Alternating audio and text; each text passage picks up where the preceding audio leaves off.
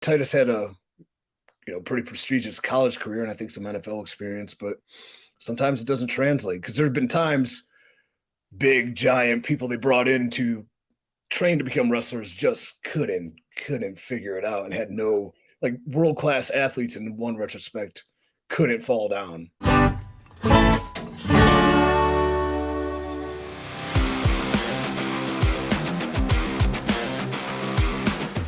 I got a question for you. All right. Who is someone from your NXT experience that was difficult to work with?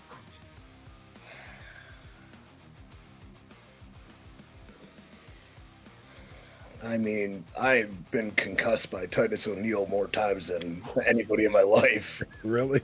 Was he bad work wise? He was pretty bad. Well, if I'm constantly getting concussed and I do everything to protect my opponent, you can answer that question.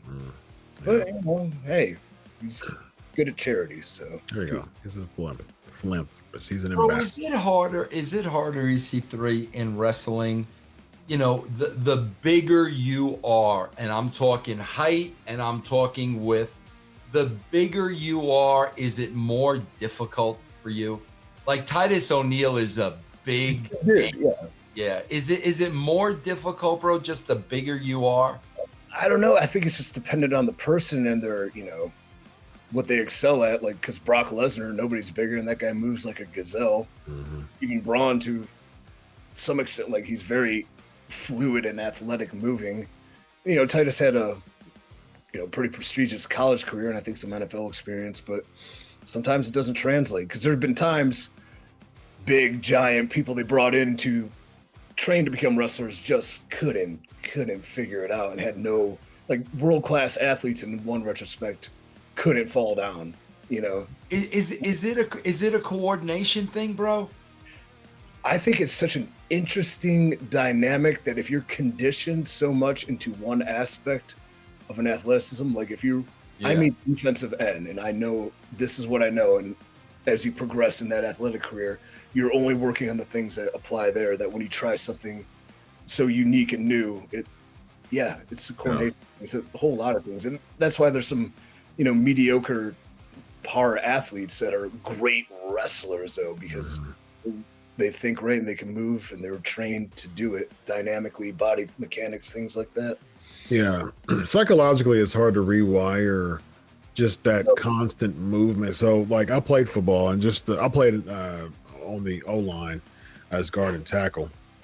And so it's hard to like if I'm wired to be in my 3-point or 4-point stance, typically on the offense. But if I'm a defensive fan, if I have my 3-point stance and my practice is stance, protect, boom, boom. This is your drills all the time. You know what I mean? And so like you're so wired when people are coming to you, you're doing this, you're protecting. And so like if you're wired to do that for so long, it's hard to get into the fluid motion of wrestling, you know what I mean? And it's hard to have that because you're so, like stiff and doing that, it's hard to adjust to that. Yeah, I mean, even like a Kevin Kiley and a Percy Watson are two names, like tremendous athletes from college to, some NFL experience. And Percy can jump out of a building, but I think if you're just learning it and you just like it, the intricacies of feeling it are very hard to get. Whereas if you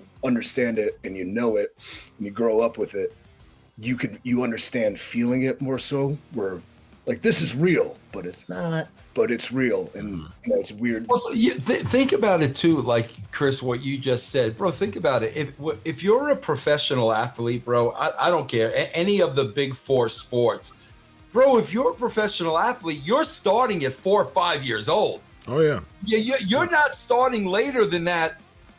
What's a wrestler started 18? Like that's a big freaking difference, bro. If you're playing a sport from 4 to 18 and you're just jumping into professional wrestling at 18, that's a huge difference, man. I've seen like world-class athletes come in. Like I remember they tried to bring in this cricket player, and I don't remember his name, but he's like super famous, and I think he was played in India, but he's from England, and like he always wanted to be a wrestler. And he took a bump, and he's like, "I'm good." Yeah, no, that's what I'm saying, bro. Like, yeah, indeed. Ladies and gentlemen, to the far screen right is 7-star member, the villain, Vince Russo, ladies and gentlemen. And to the center is 7-star club member EC3, ladies and gentlemen. Real fast, for the sake of dirt. Indeed. Okay, why not? I am in a text group, which is pretty much the Illuminati of professional wrestling. 20 plus names, some of the highest caliber names of this industry exist solely to mock certain individuals and their social media. So there is an Illuminati, here, quote EC3, there is an Illuminati of professional wrestling, and we're watching you. Dirt. Are you able to give us one? No, well, you should be able to give us give us somebody who was mocked. Give us somebody who's mocked. Exactly. Okay. Who's mocked? I don't want to know who's in the anonymous. All anonymity. You don't need to know who's in this. Give me a subject. Give us someone who is mocked.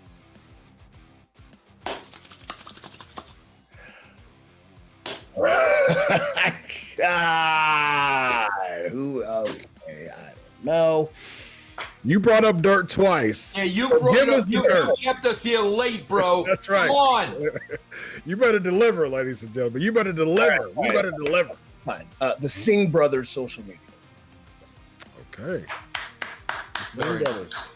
You all watch. Their song is in my head because somebody sent a video. I'm like, I'm like, the whole time you've been talking, it's been ringing in my brain. So there you go. All right, ladies and gentlemen, there's your dirt for tonight.